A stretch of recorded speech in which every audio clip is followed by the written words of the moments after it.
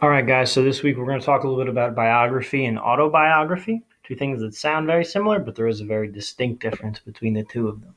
So to review, way back in the beginning of the year, we talked a little bit about the purposes of writing. Those purposes include to inform, to persuade, and to entertain. To inform means to provide information to someone about a topic, right? You're just giving facts. To persuade means to convince somebody of an opinion that you have and to get them to agree with that opinion by providing facts and figures and things, evidence that's going to, build your argument. And then entertaining is just exactly what it sounds like. You're just providing entertainment. Now, typically, when we talk about nonfiction and different types of nonfiction is meant to inform and to persuade. It is not usually meant to entertain. Not saying that you can't find entertainment in a nonfiction piece, but usually, if you're writing nonfiction, you're trying to inform somebody of something or you're trying to persuade them of something.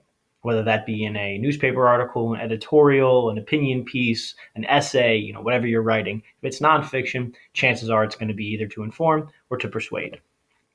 Now, two things that we're going to talk about today are biography and autobiography. The one big difference between them is that a biography is a narrative written about a person's life, written by anybody.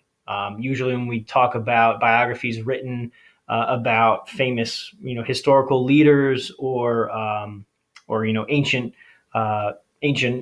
emperors or military leaders, whatever it is. Those biographies are written by people in the present day, right? Looking back on history, they do their research, they find out what happened to this person throughout the course of their life, and they write it down. Whereas autobiographies are written by the person that it's about. So, for example, a lot of recent presidents have autobiographies. President Obama, when he stepped down from the White House, he wrote an autobiography. Now, the thing with autobiographies is that while the person that it's about usually writes them, a lot of times they hire authors and writers to help them write their book because not everybody can write a full book like that. Biographies and autobiographies usually focus on very particular aspects of an individual's life. They don't really focus on the minutia day to day dealings of their life. It's more so when they were born, when they died, if they passed away. What are some of the major accomplishments that they've had? What are the things that have made them famous? Usually, biographies are mostly about those time periods when someone has done something notable, and then major life events as well. Things that happened to them when they were growing up, when they got married, when they had kids, things that shaped them into the person they are. But notice how, again, it's just the major, most important events. We don't care about Abraham Lincoln winning his second grade spelling bee. We care about Abraham Lincoln being the president of the United States during the Civil War. That's what he's most famous for. That's what a lot of biographies are going to focus on. Biographies and autobiographies also tend to contain some kind of commentary on the subject that they're writing about, especially if it's a biography. The author will try to weigh in and paint them in a very specific light. If they like this particular individual, then they'll try to make them look better or make them look good, point out the good things that they did.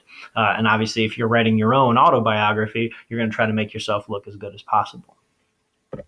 So now looking at biographies, we're going to do a little activity here. Shouldn't take you too long, but it's going to biography breakdown. So what I'm going to have you guys do is go to this website. There's a link here in the notes. There's also a link on the directions on the weekly assignment sheet. There's also a link on the actual assignment, the Google Doc itself. So there are three different places you can find this link. You're going to go to this link. You're going to find one historical figure from the very large list that they have.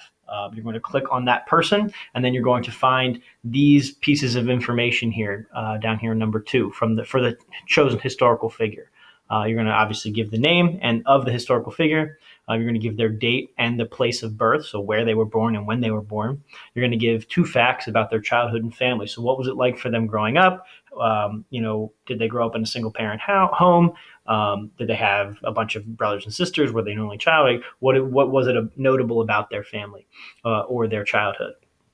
2 major life events, so major things that happened to them.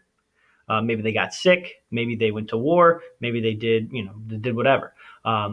And then also 2 achievements, so things that they accomplished. Okay, so a major life event is different than an achievement, because an achievement is something that you do and accomplish, whereas a major life event is just something that kind of happens to you, right?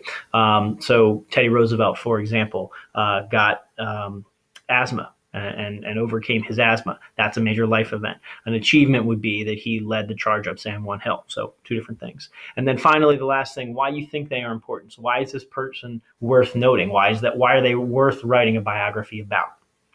All right, so you can find all of these directions on the Google Doc, as well as on the weekly assignment sheet for this week. If you have any questions, please make sure you email me or reach out to me during my virtual office hours.